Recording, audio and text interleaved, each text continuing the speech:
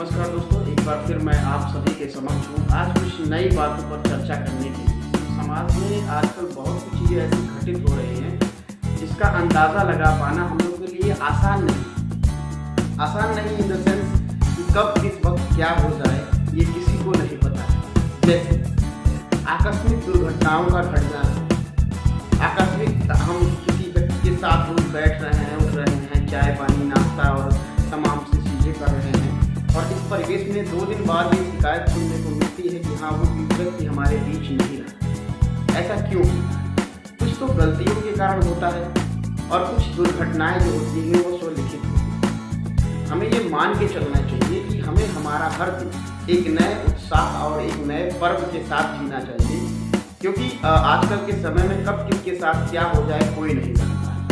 ठीक है, अब बात रही कि आज हम किस बात पर चर्चा करेंगे, तो हम आज बात पर जो चर्चा करेंगे वो सिर्फ एक बात पर कि इस समय इलेक्शन का दौर चल रहा है और हम इलेक्शन के दौर में अपना ऐसा कैंडिडेट चुने जो हमारे भविष्य को संभाले। देखिए, हमारे भविष्य को तो हमारे अलावा कोई नहीं संभाल सकता, लेकिन जहाँ तक हमें चाहिए कि अपने लिए एक ऐसी सरकार का चुनाव करें जो आने वाले समय में सर्वजन हिताय और सर्वजन सुखाय की बात करें।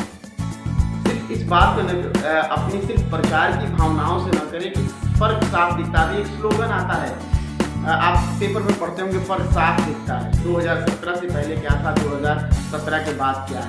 लेकिन दोस्तों, मैं एक चीज़ बता दूं कि ये अपने मुंह मियाँ मिट्ठू बनने वाली बात होती है कि अपनी उपलब्धियों को आप गिना रहे हैं। अगर आप जमीनी स्तर पर उतर जाएंगे तो ऐसा कुछ भी नहीं हुआ है जो कि दिखाया जा रहा है।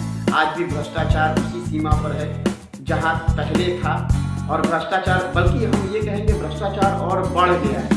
और बढ़ इसलिए गया है कि आप थाने चले जाइए, कोतवाली चले जाइए, तहसील चले जाइए या सरकारी कामों के लिए आप चले जाइए जहां बिना धन के कुछ होने वाला नहीं है। तो भ्रष्टाचार बढ़ गया है। मैं बात कर रहा हूँ चुनाव की। चुनाव में हमें अपना कैंडिडेट कैसे चुनना है। सबसे पहले बात कि हमें खुद ईमानदार होना होगा। हमें व्यर्थ के बहकावे में, लालच में नहीं आना होगा और खुद ईमानदार होना पड़ेगा। और हमें ये देखना पड़ेगा कि हाँ, ईमानदार कौन है। देखिए, आज के परिवेश में तो लगभग कोई ऐसा नेता नहीं है जो ईमानदार है। सभी कहीं न कहीं क्राइम से जुड़े हुए हैं। ठीक है, फिर भी उसी में हमें एक ऑप्शन ऐसा तलाशना है कि जिसके समय में कुछ बेहतरीन काम हुए हों युवाओं को लेकर, रोजगार को लेकर, और उसके बाद से क्या नाम है, विकास को लेकर ऐसी बहुत सारी योजनाएं जो लोगों तक पहुंची हैं और लोग उसका लाभ उठा रहे हैं। तो हमें ऐसे लोगों का ही चुनाव करना चाहिए।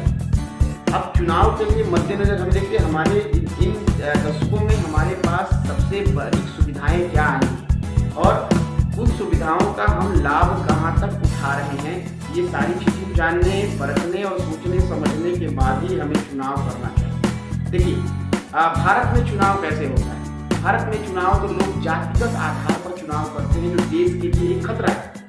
कभी भी जो व्यक्ति ऊंची कुर्सी पर बैठता है किसी एक जाति को नहीं देखता है, सर्व जाति को देखता है और सभी जातियां मिलकर उसे वोट देती हैं। तो वोट की प्रक्रिया हमारी यही होनी चाहिए कि हम ऐसे कैंडिडेट को चुनें जो जाति भावना से ऊपर उठकर समाज कल्याण के लिए काम करे।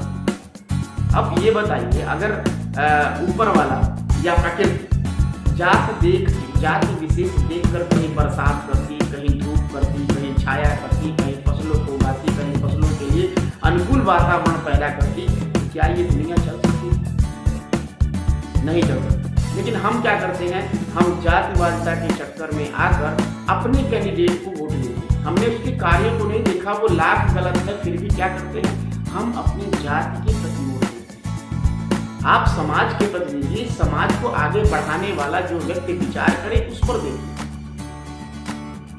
लेकिन जातिवादिता पर मत देखिए। जब तक इस देश में जातिवादिता पर वोट होते रहेंगे, आप अपने कैंडिडेट को जिताते रहेंगे जो करप्ट होगा, तब तक आप कल्याण आपका नहीं हो सकता, न देश का कल्याण हो सकता है।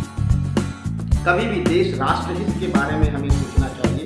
अभी बहुत सारी बातें हैं, मैं आपको नेक्स्ट वीडियो में बताऊंगा। एक बहुत बड़ा घोटाला सामने आया, आप सभी जानते होंगे, 22,842 करोड़ का घोटाला आया इस देश में। इस देश की सरकारें क्या कर रही हैं, इस पर भी हम चर्चा करेंगे, लेकिन अपने नए वीडियो। तब तक के लिए